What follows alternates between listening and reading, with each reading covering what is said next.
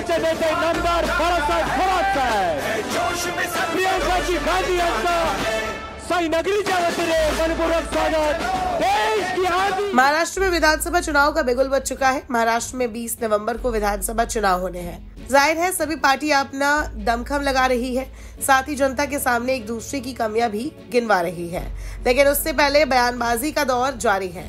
अब पूरे देश के लिए छत्रपति शिवाजी महाराज बेहद सम्मानीय है। महाराष्ट्र में तो उनकी देवता की तरह पूजा होती है, लेकिन छत्रपति शिवाजी महाराज भी राजनीतिक मुद्दा बन चुका है। बीजेपी मंचों से कांग्रेस पर और कांग्रेस बीजेपी पर इस मुद्दे को लेकर जबरदस्त हमलावर दिखती है।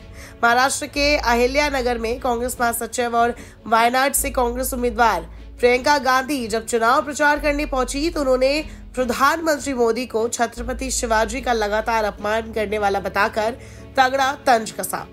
मैं सोच रही थी कि पिछले 10 सालों में मोदी जी के राज में, भाजपा के राज में और यहाँ जो 2.5 सालों से आपकी जो सरकार रही है उसके राज में सच्चाई की अहमियत क्या रह गई है।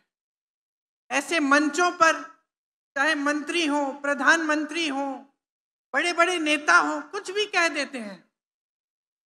उनको ये परवाह नहीं होती कि मैं जो कह रहा हूं, मैं जो जनता के सामने रख रहा हूं, ये सच है कि नहीं है, ये भलाई की बात है कि नहीं है, क्या मैं जनता के जज्बातों के साथ खिलवाड़ कर रहा हूं, राजनीति कर रहा हूं, या जनता की भलाई की बात कर रहा हूं। आज मुझे ताज्जुब होता है कि इसी महाराष्ट्र में, जिस पर हम सबको गौरव है, हमारे पूरे देश को गौरव है, छत्रपति शिवाजी महाराज जी का अपमान हो रहा है, आपका अपमान हो रहा है। वही नेता मोदी जी और उनके साथी, वही नेता जो मंच पे खड़े होते हैं और उनका नाम लेते हैं, उनका सम्मान नहीं करते। साथ साथ पहले प्रधानमंत्री जी ने शिवाजी महाराज की प्रतिमा का शिलान्यास किया, बाद में चुपचाप से बनाना बंद कर दिया। संसद के बाहर जो उनकी प्रतिमा थी वो हटा दी, और जो सिंधुदुर्ग में प्रतिमा बनाई वो तो दह गई, क्योंकि उसको बनाने में ही इतना भ्रष्टाचार था। तो फिर नाम लेने का फायदा क्या है जब आप अपमान करेंगे। मोदी जी बार बार बाला साहेब ठाकरे जी का नाम लेते हैं मेरे भाई के संदर्भ में।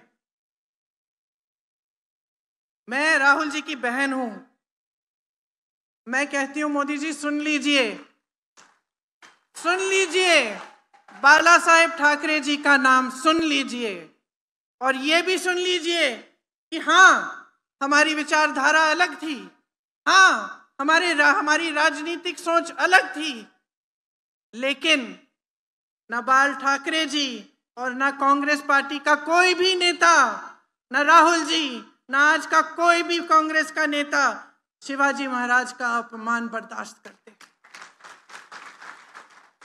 हालांकि प्रधानमंत्री मोदी ने कई मंचों से छत्रपति शिवाजी को मुद्दा बनाकर कांग्रेस को कई बार घेर चुके हैं। मौका मिलने पर इस बार प्रियंका गांधी ने प्रधानमंत्री मोदी और बीजेपी पर जमकर निशाना साधा।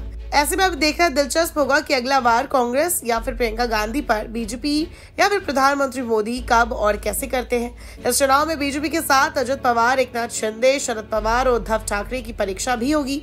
महाराष्ट्र विधानसभा का कार्यकाल 26 नवंबर को खत्म हो रहा है। अब देखना दिलचस्प होगा कि महाराष्ट्र के मतदाता क्या वर्तमान की शिंदे सरकार पर अपना भरोसा एक बार फिर जताते हैं या फिर महाविकास अघाड़ी को सरकार बनाने का मौका मिलता है। इस खबर में बस इतना ही।